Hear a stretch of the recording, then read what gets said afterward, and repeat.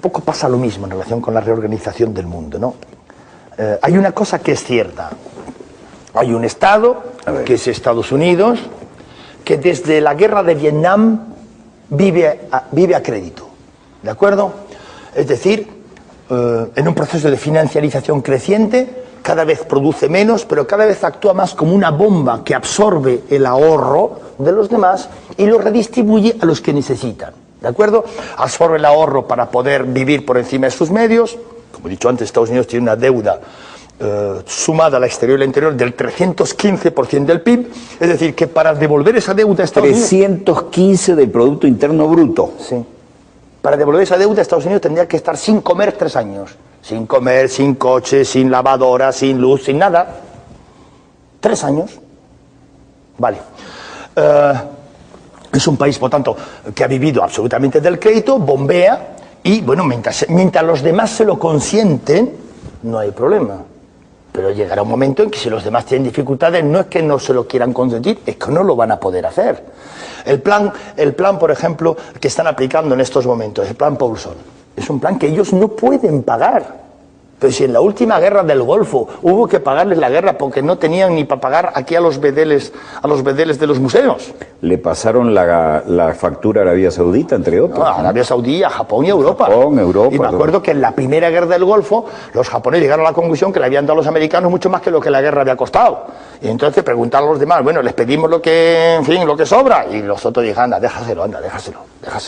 Para que veas, o sea, un imperio que evidentemente vive a crédito económicamente y huyendo hacia adelante. A Japón le dijeron, recuerden que el petróleo que a ustedes los mantiene funcionando pasa por el estrecho de Hormuz. Sí. Si nosotros no estamos ahí, les cierran el grifo. Bueno, eso, claro, pero eso es una teoría más que una realidad. Claro.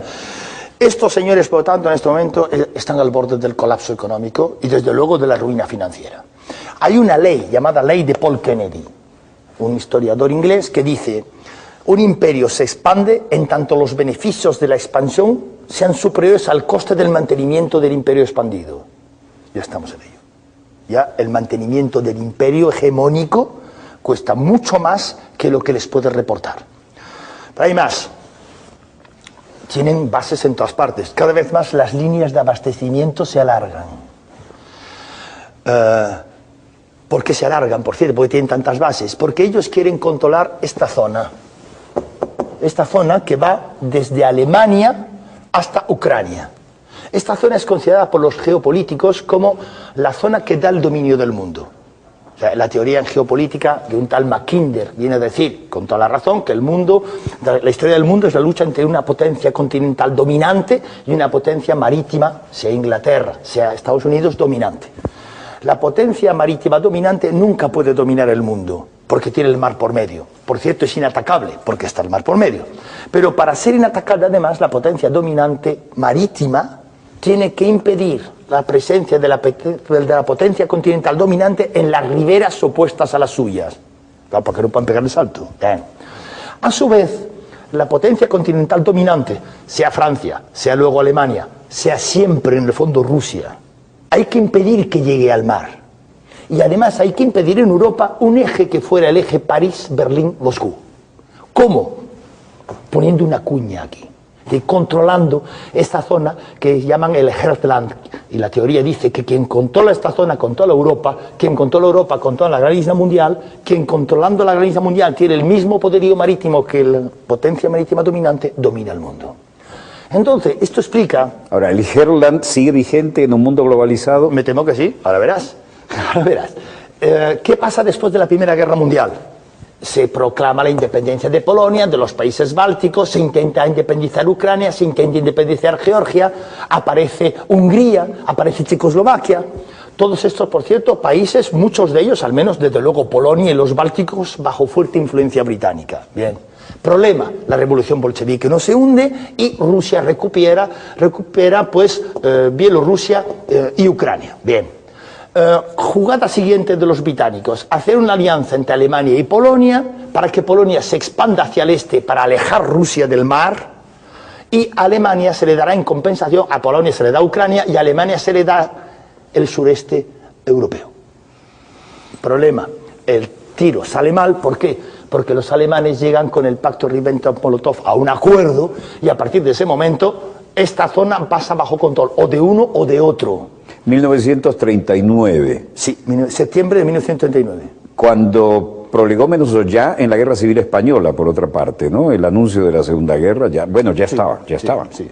Entonces, el pacto secreto Molotov-von Ribbentrop es una manera de ganar tiempo, pero luego Rusia arrasa y es la que pone 26 millones de muertos para salvar a Europa. Pero porque el imbécil de Hitler, que no se da cuenta que Inglaterra frente a él era invencible si tenía a Estados Unidos detrás, se olvida que él es invencible en tanto tenía a Rusia cubriéndole la parte trasera, pero cuando le mete mano rompe la baraja. Dicen que le mete mano porque necesitaba urgentemente petróleo. No, yo no creo que sea por eso. Yo creo que le mete mano porque el Abwehr, o sea, el Servicio de Información Militar alemán, era muy malo. Y le dijeron que esto se caería en 3 semanas como un saco de patatas. Y cuando el señor tumba la puerta, se encuentra detrás con Alien. ¿Comprendes? Claro. Y entonces el Alien... cambio de espacio por tiempo. Claro. Y entonces el Alien, ¿qué es lo que hace? Vuelve a desbaratar los planes británicos y vuelve a colocar a Rusia, no ya aquí, sino aquí, en el Elba. Vale. Ahora bien, entonces, después de la Segunda Guerra Mundial, estos señores, los anglosajones, que no descansan nunca descansan, vuelven a repetir la jugada. ¿Cómo? Utilizando la famosa teoría de Kennan. Primero hay que contener a los rusos, política del containment. Y cuando estén debilitados, película del rollback. O sea, mandarles para atrás. Cuando cae el muro de Berlín y cae la URSS, pues en ese momento, ¿qué es lo que reaparece? Los 3 estados bálticos, Bielorrusia independiente, Ucrania independiente, Georgia independiente, y los anglosajones diciendo a los polacos y a los húngaros, a los checoslovacos y a todos estos, nosotros os vamos a defender, cosa que no sé que nadie. Pero y además os haremos miembros del club selecto de la OTAN. Claro. Entonces, ¿de qué se trata actualmente? Se trata de empujar Rusia lo más lejos posible del mar y lo más lejos posible del eje franco-alemán. Y al mismo tiempo, pero no solo de este mar, sino también de este mar, a través de Georgia, para cortarle el acceso en la medida de lo posible y poner en discusión quién es el auténtico dueño de Crimea.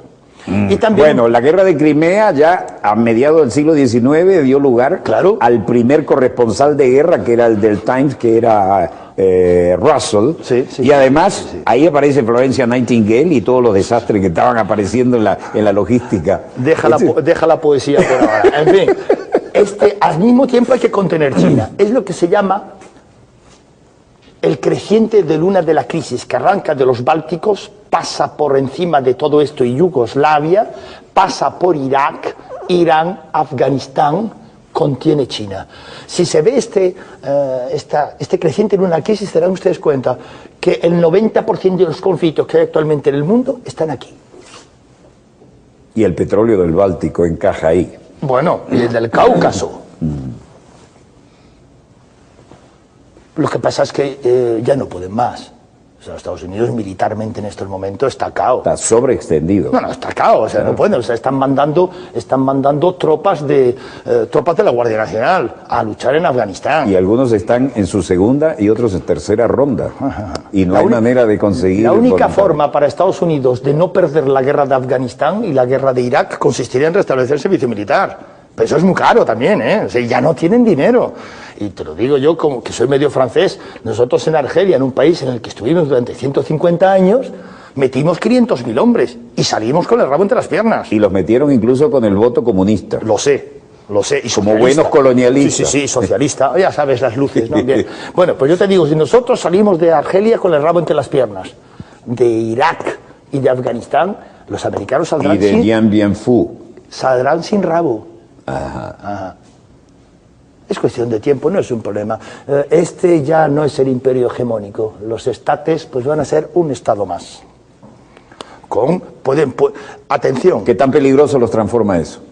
Bueno, en principio, mientras ellos estén, perdón por la expresión, enmerdados aquí, esto a Venezuela le viene muy bien. Yo la primera vez que vine aquí me dijeron... ¿cómo hacer guerra simétrica? Y yo dije, os digo lo que sé, os enseñaros no, porque yo no me sé militar, os digo lo que sé, y si sirve de algo, dije, pero yo creo que el gringo no viene. Uno muy importante me dijo, yo creo que tampoco.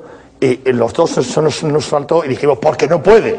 Vale, muy bien. Bueno, pero nos están montando otra vez la cuarta flota que había desaparecido en la década del 50, ya, ¿no? Pero, verás, con una vocación de proyección del poderío naval a tierra. Si ellos pierden la hegemonía mundial a la que aspiraban, que no tenían, por otra parte se está recuperando Rusia a toda velocidad. Eso sí. China a toda velocidad. Indudable. Claro, bien, aquí el que más, el que menos, bueno. India va camino de lo mismo. Va camino de lo mismo, o sea, con satélites artificiales, por cierto, os felicito por el vuestro, las cosas como son.